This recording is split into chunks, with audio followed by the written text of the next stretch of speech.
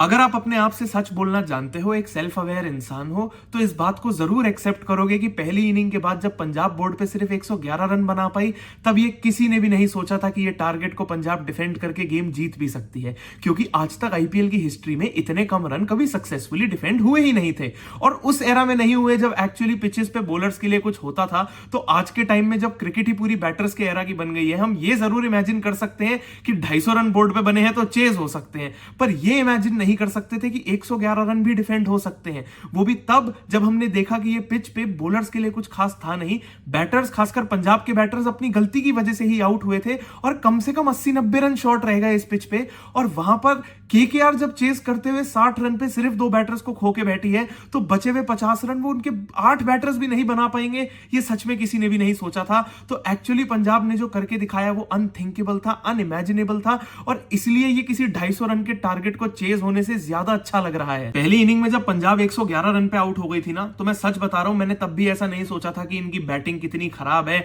इनकी बैटिंग की वजह से हारेंगे। जरूर हारेंगे तो इसलिए ही क्योंकि उन्होंने कोई रन नहीं बनाए बोर्ड पे, बट फिर भी उनके आने वाले गेम्स में और इस साल के कैंपेन पे कोई बहुत बड़ा डेंट नहीं आता, क्योंकि जिस अप्रोच से उनके बैटर्स आउट हुए थे, यही अप्रोच पंजाब के बैटर्स के लिए अब तक इस सीजन में काम भी आई है। आपके ओपनर्स जो दोनों अनकैप्ड प्लेयर हैं, प्रभसिमरन सिंह, प्रियांश आर्या, इसी तरीके से आके अटैक करते रहेंगे। कभी वो फेल होंगे, कभी वो रन बना देंगे। श्रेयस अय्यर आ रहे हैं तो आते ही पहली बॉल से अटैक कर रहे हैं। मोस्टली वो उनके लिए काम आया है, पंजाब को गेम्स जिताए हैं। बट इस गेम में अगर हर्षित राणा ने आपके लिए एक अच्छा प्लान बनाया था, शॉर्ट बॉल आपको आउटसाइड ऑफ स्टंप डाली, आपसे कट लगवाया, पीछे पॉइंट पे एक फील्डर ऑलरेडी तैनात है, उनके हाथ में बॉल चली गई, आप आउट हो गए, तो कोई बात नहीं। बट हां, आप ये एक्सपेक्ट करोगे कि पंजाब के पास जो बैलेंस है, शायद ग्लेन मैक्सवेल, नेहाल वधेरा ये थोड़ी और रिस्पॉन्सिबिलिटी अपने कंधों पे लेके अपना टाइम ले सकते थे, पर फिर भी कोई बात नहीं। अगर हर एक प्लेयर का एक रोल है कि आपको आते ही अटैक करना है, तो जरूर अटैक करो। कुछ गेम्स में वो काम आएगा, कुछ गेम्स में वो काम नहीं आएगा। जब पंजाब 111 पे आउट हुई थी, पर्सनली मेरे दिमाग में यही थॉट था कि कोई बात नहीं,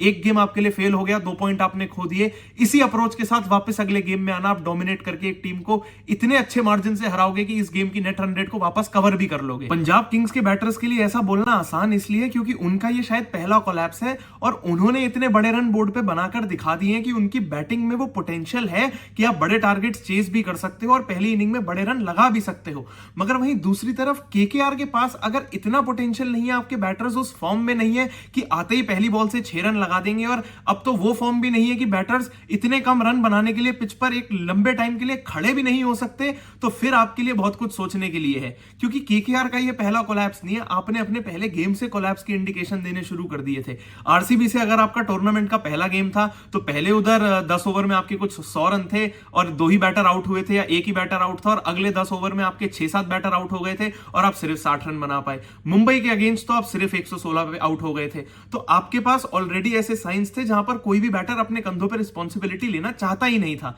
अजिंक्य रहाणे इकलौते वो ऐसे बैटर थे जो अब तक केकेआर के हाईएस्ट रन स्कोरर थे, टॉप ऑर्डर में बैटिंग कर रहे हैं, अच्छा स्टार्ट दे रहे हैं, इनिंग्स को बिल्ड कर रहे हैं। तो इस गेम में अगर आपके लिए वो चल रहा था, तो एक अगर आप रिव्यू ले लेते तो कोई दिक्कत नहीं होती। आज शायद आप अंपायर्स कॉल होती, रिव्यू भी नहीं गवाते, बट एक्चुअली तो आप नॉट आउट ही थे, तो चांस लेने में कोई बुराई तो थी नहीं। जरूर आपको उस टाइम नहीं पता था, आप एक टीम मैन बन के अपनी टीम के लिए रिव्यू बचा रहे थे, बट एक टीम में अगर एक ही डिपेंडेबल बैटर है तो उसको टीम मैन नहीं, पहले अपने बारे में सोचना चाहिए। क्योंकि एक बार अजिंक्य रहाणे गए तो वहीं से सारा मोमेंटम वापस पंजाब की तरफ शिफ्ट होना शुरू हुआ, और तब तक तो एक्चुअली मोमेंटम की कोई बात भी नहीं कर सकता था, क्योंकि पंजाब का कोई चांस भी नहीं था। पंजाब ने इंटरनली उस पॉइंट पे वापस बिलीव करना शुरू किया कि एक बार एक सबसे डिपेंडेबल बैटर अगर आउट हो गया, जो एक एंड संभाल के रखता, तो इसके बाद जो बैटर्स आ रहे हैं उनको शायद हम फंसाकर जरूर आउट कर सकते हैं। और अजिंक्य रहाणे की वो एक विकेट से पंजाब ने वापस गेम में पकड़ बनानी शुरू कर दी। ये गेम में पकड़ बनाने का सिलसिला तो युजवेंद्र चहल ने ही पंजाब के लिए शुरू किया था, और उनकी ना मेरे को एक ऑक्शन के बाद की क्लिप याद आती है कि स्टूडियो से उनसे कोई सवाल कर रहे थे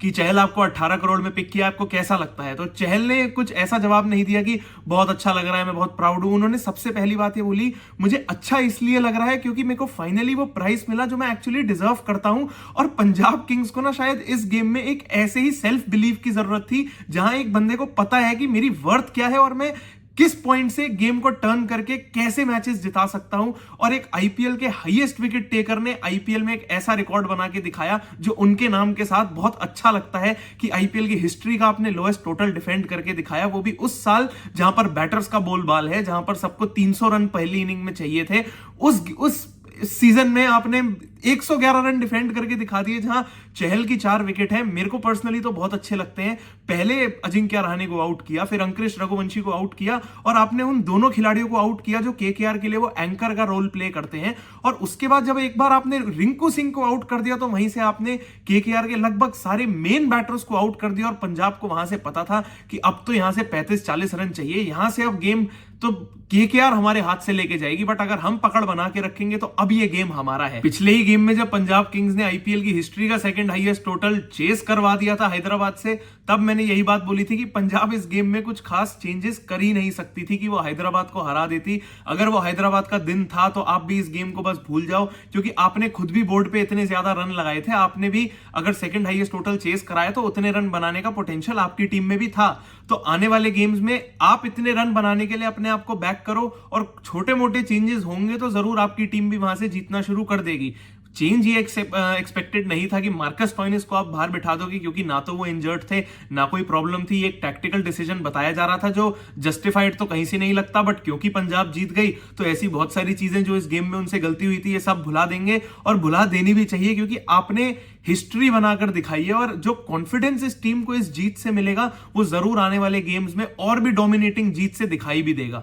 वहीं दूसरी तरफ कोलकाता नाइट राइडर्स के पास एक्चुअली बहुत कुछ सोचने के लिए, क्योंकि आप अभी तक 2 लगातार गेम्स जीते नहीं है, 2 लगातार हारे भी नहीं है, हार जीत का आपका सिलसिला जारी रहा है। तो जरूर आपकी टीम में किसी ना किसी तरीके की इनकंसिस्टेंसी जरूर है, और सबसे बड़ा ड्रॉबैक यही है कि आपके बैटर्स उस तरीके से डिलीवर नहीं कर पा रहे जैसे आपके बॉलर्स बिल्कुल डोमिनेट करके आपके लिए गेम बना के दिखा रहे हैं। तो आपके बैटर्स अगर थोड़ी रिस्पॉन्सिबिलिटी लेंगे आपके, और इतने बड़े बैटर्स हैं यार, अंकुरिश रघुवंशी, अजिंक्य रहाणे, क्विंटन डिकॉक, सुनील नारायण, सबके पास एक्सपीरियंस है। आपके पास अनकैप्ड प्लेयर भी हैं जो बिल्कुल खुला होके अपने फियरलेस इंटेंट के साथ बैटिंग करते हैं। रिंकू सिंह अच्छे फिनिशर हैं, आंड्रे रसल हैं, रमनदीप सिंह है, ये सब फायर नहीं कर रहे हैं, बट इसका ये मतलब नहीं है कि आपके पास वो टीम नहीं है जो यहां से जीत सकती है। पोटेंशियल पूरा है, बस किसी ना किसी खिलाड़ी को अपना हाथ ऊपर करके ये बोलना पड़ेगा कि अब मैं गेम जिताऊंगा, जैसे हैदराबाद के लिए अभिषेक शर्मा ने करके दिखाया। 4 मैच लगातार वो भी हारे थे, बट अभिषेक शर्मा ने पूरी चेस को अपने कंधों पे लिया और